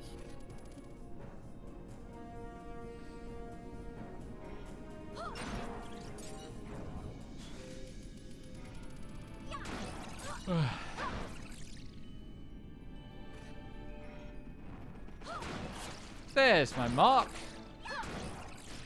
Surprise ghost with laser claws. And basically no fucking HP. And to be fair, I haven't been motivated to play since September. Yeah. No, the speed at which Tara has, like, chewed through that game is frankly horrifying. But to I each their fully own sympathize. hyper-focus. Yeah, I fully sympathize. It's very like my experience with WoW, I think. Where's the other fucking hunt? You know, I've complained about this recently enough. I keep having bad luck with FCs. One of them, which I thought I gelled with, thought I dropped the R slur in voice chat, which I did not, because I have not said that word ever. And they decided to gang the fuck up on me because I was not to their liking, I guess. And that was at the start of the year. I found a decent couple of FCs, but I just didn't feel like I fit in. Then I found, like, then I moved to Exodus. I had my Exodus 2 Exodus, and found a decent FC there. And then it was lesbians only, and then it turned out there were like fucking 6 couples, and like 80% of the FC Discord was just obnoxious PDA and being a salty single idiot. That was fucking frustrating. And then the rest of the Discord was them talking about fucking Mass Effect or fucking Fire Emblem 3 houses. So I fucking ghosted them a couple weeks ago now. Yeah, that was just not the right place for you at all. Yeah. So now I'm currently looking for a different FC, and by looking for a different FC, I mean I'm not playing 14 right now. But when I am, I'll look for one. There's only so many times I can see fucking Edelgard fan art in a day before my daily baseline for happiness is lowered significantly.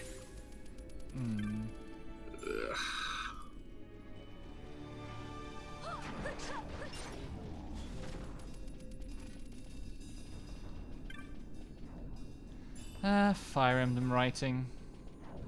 I suppose at least it's not Persona writing. I'd rather have Persona writing. I'd At rather least replay it's not Persona 5. 4 writing. I'd rather replay Persona. Like, I'd rather play Persona 4 Really? Jesus. Uh-huh. Sorry, how do you want your two character traits to interact today?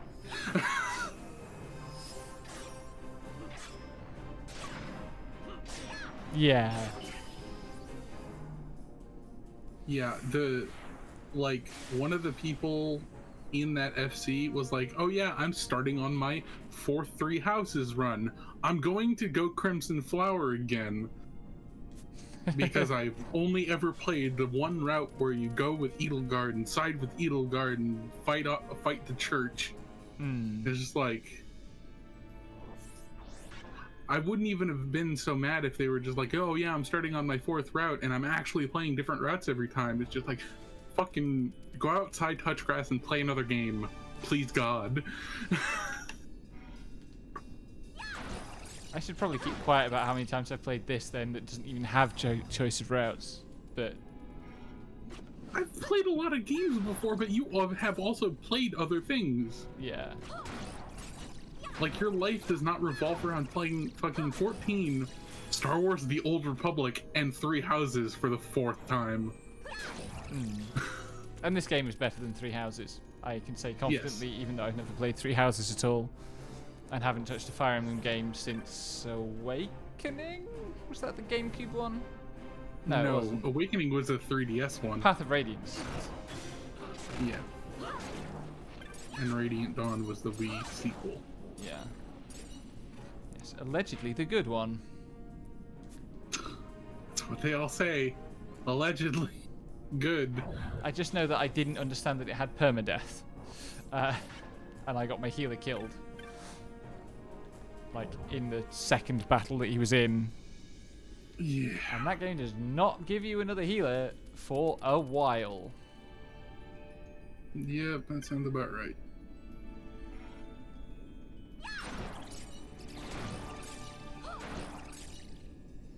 Video game design.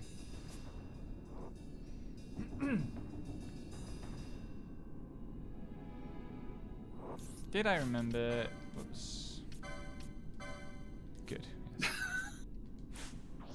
Yeah, that's pretty much accurate. Yeah. Vaughn has more character traits than all of Three Houses combined. And I'd say that specifically about Vaughn, who does not have many. Vaughn, character traits. Good boy. Foot in mouth. Yep. I love him though.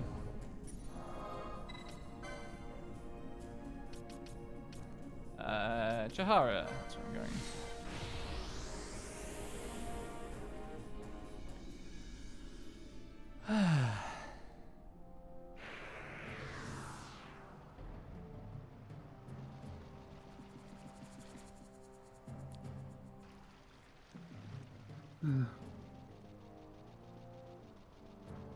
I really need to re-rig the mouth on this model so that I can yawn more.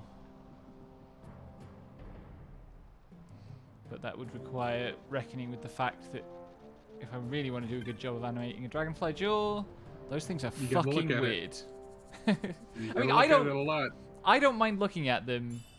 What I mind is how much of a change I'd have to make to the model to incorporate the design properly.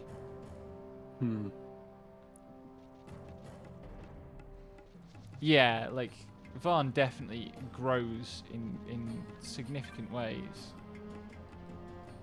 Yeah.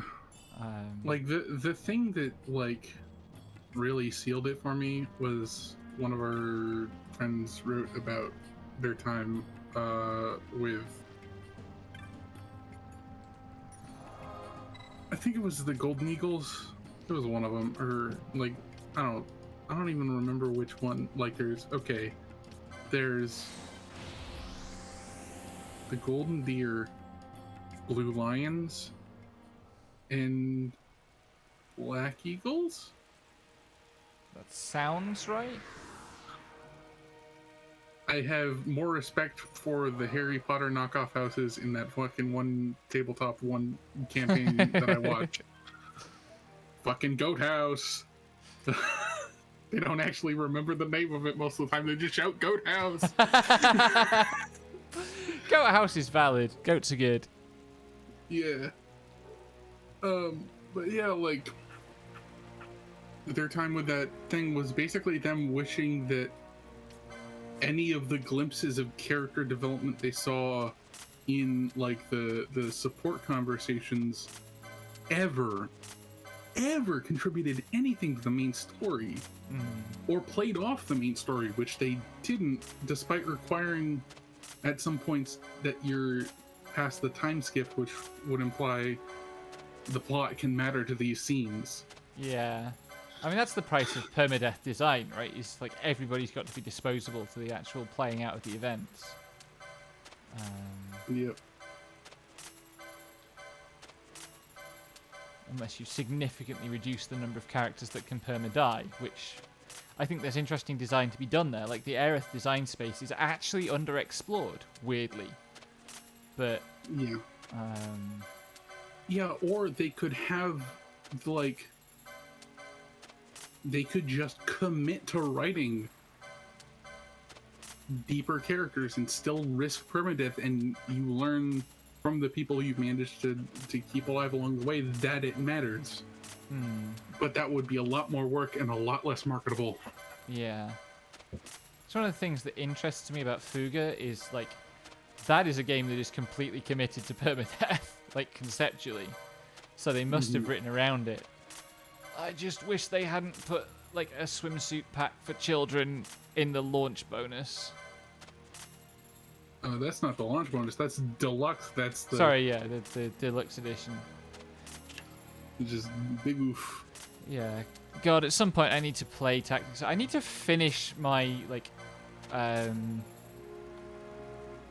oh, what's his name? Matsuno? Matsuno, thank you. My brain went Masamune, and I was like, that's not it. That's a sword. Yeah. Yeah, if you go look at Fuga's deluxe kit, it's like an art book, an OST thing, and also DLC that puts all the kids in like beach outfits, and also gives you a get out of jail free card one time where you can sacrifice this item instead of a child for like the core concept of the game being like, you can fire a super weapon, but it will take the life of one of your party.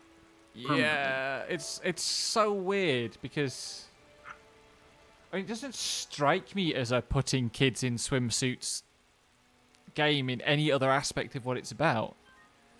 Yeah. I haven't looked into it that deeply, and I might still play it, but that was a weird fucking moment to see that on Steam. Yeah. Right, I am hunting a dragon. And I think the trick to this is that you have to go the long way round. But I can't remember which long way round. God, I love having the adult content on Steam enabled is just funny as hell because it puts a bunch of random bullshit in your new and trending. So it's just like, here's Grime, here's Big Farm Story, here's Coloring Game 4, cool, here's Bless Unleashed, here's Hentai Femdom Sim, Femdom University. God. Hey doll, welcome back. Yeah, Fuga Melodies of Steel is the game. Yeah. And like the initial concept seemed to be like kind of handheld styled JRPG, vaguely Valkyria Chronicles vibes, plus Bokurano. Yeah, it's from the same people who did Solado Robo, the Red the Hunter, and Tail Concerto. I don't think any of those names mean anything to me. It's a very specific lineage of games. Little Tail Bronx is the series name. It's Tail Concerto, which is an action adventure platformer on the PS1. Solano Robo Red the Hunter on DS, which is an action RPG.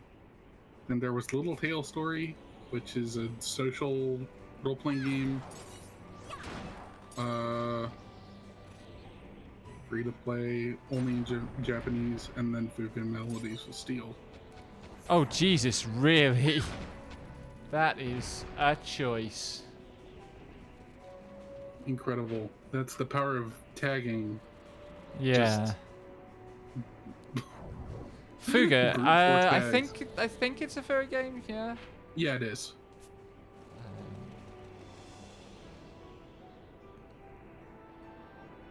It's a kimono game because it's Japanese, and that's how you classify it. Wait, really? Have they not? It like that. A lot of stuff gets classified as kimono because it's like yes, it's furry, but also like JRPG, anything furry that comes from Japan has its own fucking special. It's Duggan. Bullshit. Found him. Oh wow! Look at that Durgan. Hmm. It is the same thing.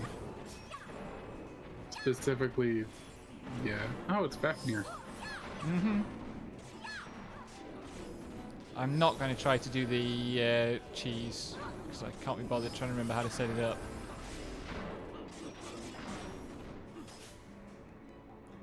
I should possibly. Have I picked up any? Haven't picked up any better Yeah, armor. no. Pinella's just going to get tanked. But yeah, like This might be premature. might be. Fuga Melodies' this deal is yeah, all the characters are furries, and also children, which is the more pertinent part.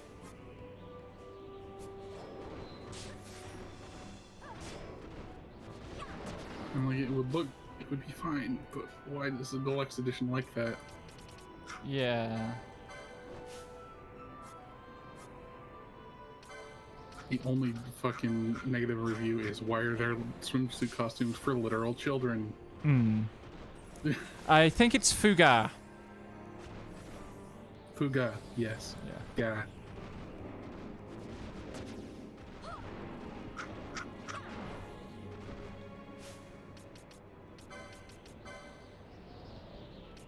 It is not a pufferfish.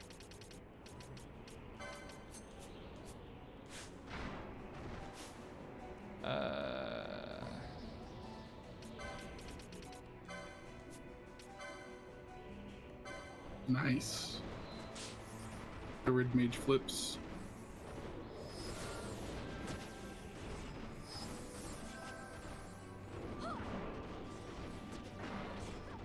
Please don't silence my mages. This sucks.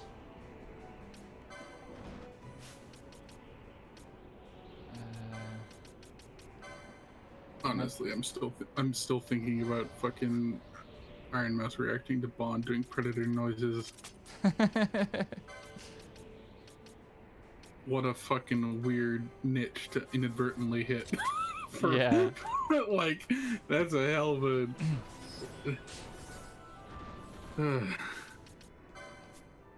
God, that whole collab was something. Wasn't it just? What do I do?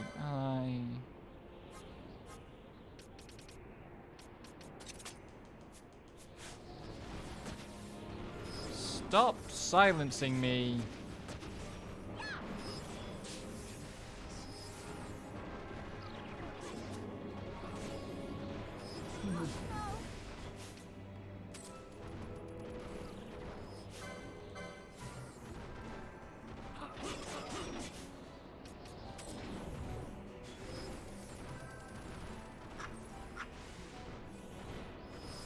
Oh, Back for Blood is good.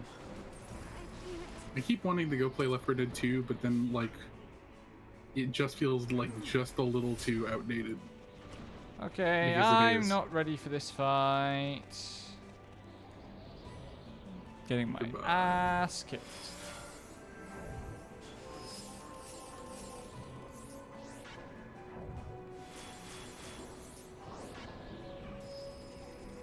There's a strat you can do where you like wedge him somehow on one side of this rock and he can't actually get at you.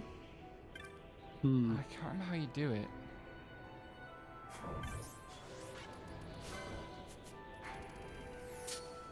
I love all the like giant weapons sticking out of his back that were clearly Like, not this wielded by motherfucker- any human.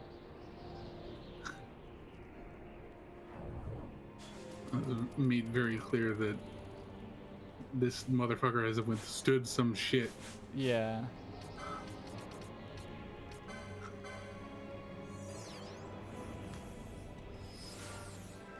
But Pinello's definitely not ready to be in that fight. I'm not sure the others are either.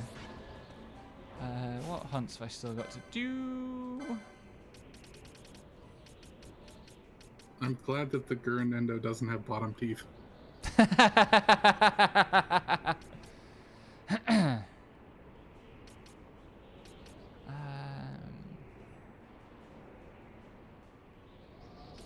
Most of these are very annoying.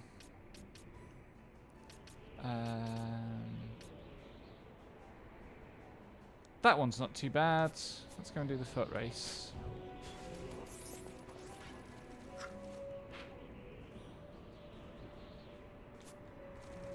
I love how like started in on a round 2 of Scarlet Nexus and then I immediately stopped.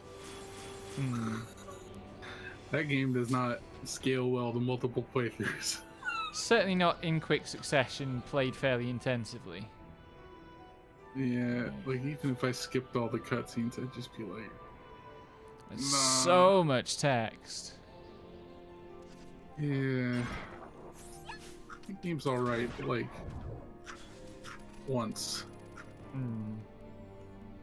I could look at it for hours, but yeah. And like, I like the characters. I like a lot of the character interactions. It's just that they can be like hours of social links at a time, Yeah, rather than any attempt to integrate character stuff with like moving through the world. And I understand, you know, some of that is a labor-saving thing. It's much easier to do it in stills and cutscenes, but also what you're saying is we need Tales of Arise already. Yeah. Just like, why isn't this more like Tales? And the answer is, it's not Tales. yeah. Imagine not getting hit with like 17 bazillion reminders of how to play the game and instead getting like characters talking to each other about things. Good luck with the Thunder Guards. Thunder God Sid. A thing that was actually pointed out to me that I think is neat is that the Thunder God Sid like telegraphs for moves are mirrored in the giant lady 2B fight in the Nier series of raids, which I didn't realize until someone said that, and I was like, huh, that's actually kind of cool. So it's not completely blind. But yeah. Right. 2 things to do while I'm here. Pick up the fishing rod by pranking a dude, and then collect this hunt.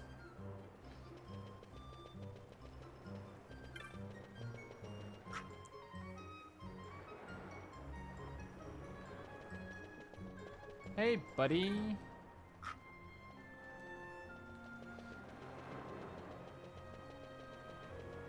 You have to go here and rub your face on this. And then if you walk back... Oh, wait. Ah, there we go. That's right. You talk to him about his fishing rod. Come over here. Wait a second. You come back and he's just gone and he's left his beautiful fishing rod unattended and you just walk off with it. Maybe next week I'll do the fishing stream. Incredible. For now, though, button mashing time.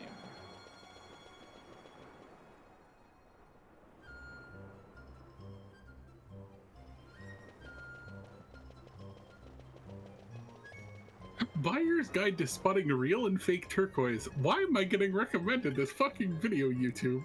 I'm not buying any Wow. turquoise. What the fuck?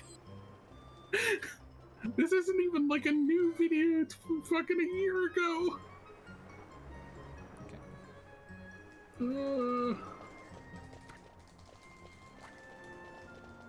That's how it works.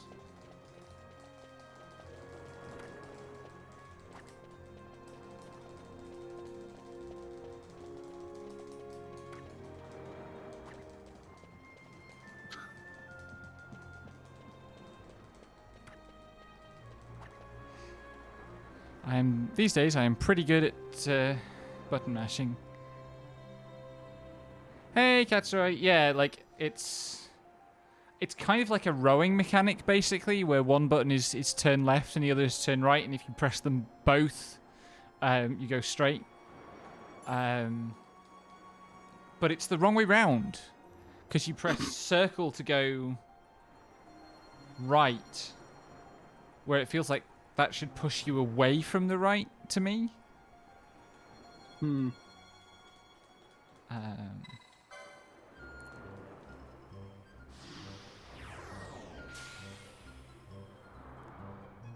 Anyway, this next fight is the tough. It's the highest damage output non-elite mark in the game. Yeah, it's like it really is like you press the right hand button to go right and the left hand button to go left. And I want it to be the other way around.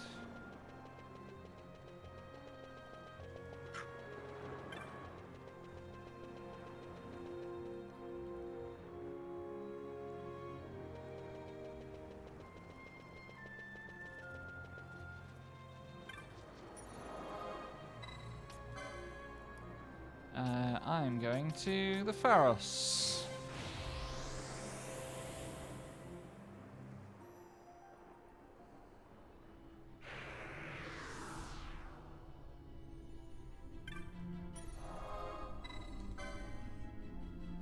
There is another hunt here that I could do, but it would require dealing with the frogs. And the frogs are very angry and full of hatred, and they would like to be full of other things like your blood. And I definitely can't handle that yet.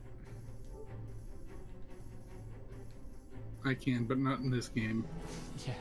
At some point, I'm just going to have to learn that entire copy paste, so it's the only way that I'm going to control its ability to reduce me to, like, paroxysms of laughter.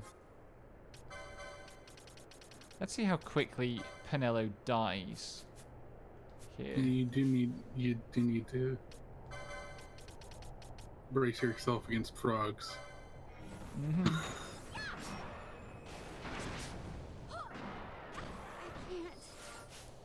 That quickly is how quickly she's going to die.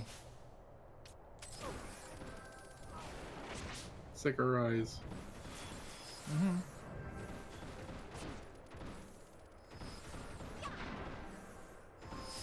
I like the shark dino.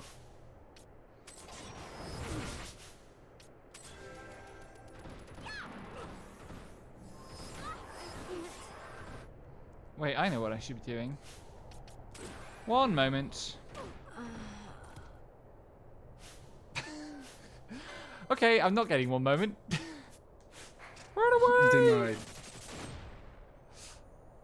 You have been stopped. And not in the satisfying Extreme. sense. Jesus Christ. I have bubble belts. I've got a bubble belt.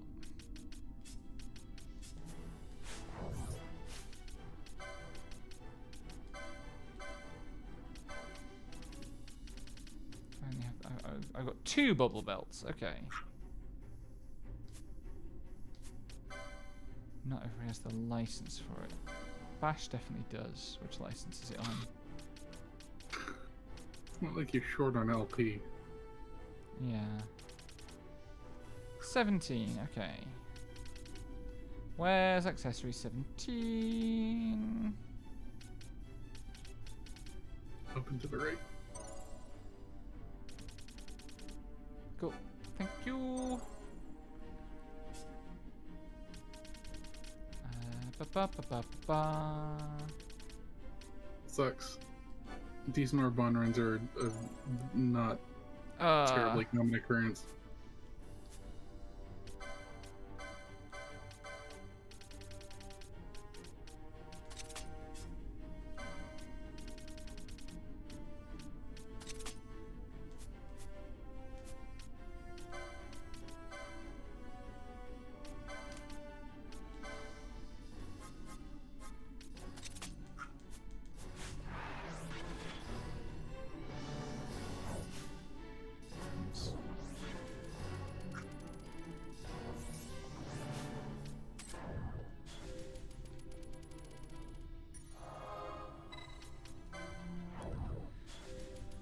Right, let's try this instead.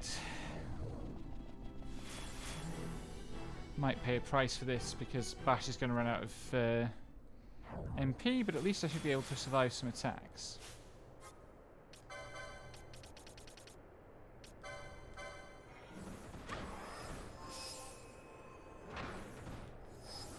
Jesus Christ, how did it hit me for 7.5k on its first attack? It's strong. Yeah. One of those S moves.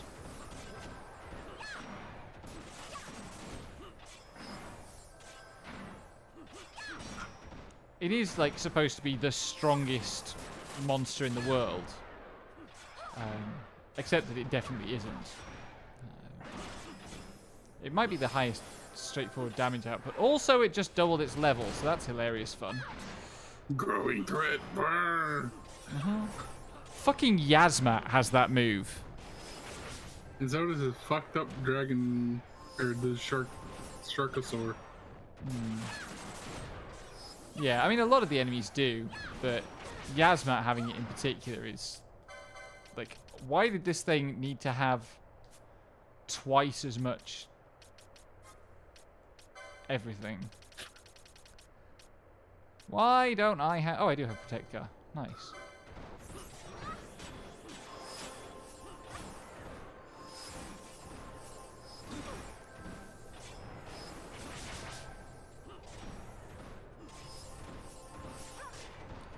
Love Finana tweeting, "Uh-oh, I just woke up at fucking 2:05 p.m."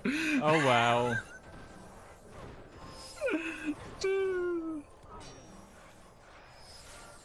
At least she's not scheduled for another hour. Good. She's doing better than selling. Wait. Is selling late for something? No, yesterday, yeah, for the endurance thing, she woke up yeah. half an hour before. Yes, true.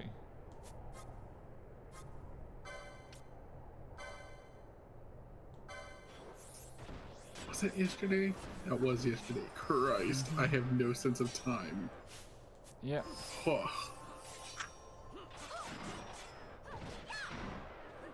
Come on, we're so close. We're so close to finishing this frigging dinosaur off.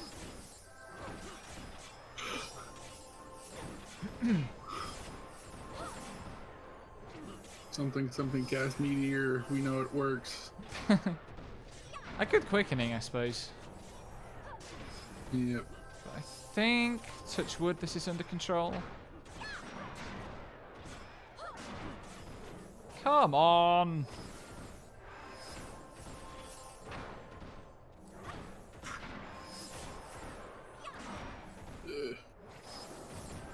Hey, there we go.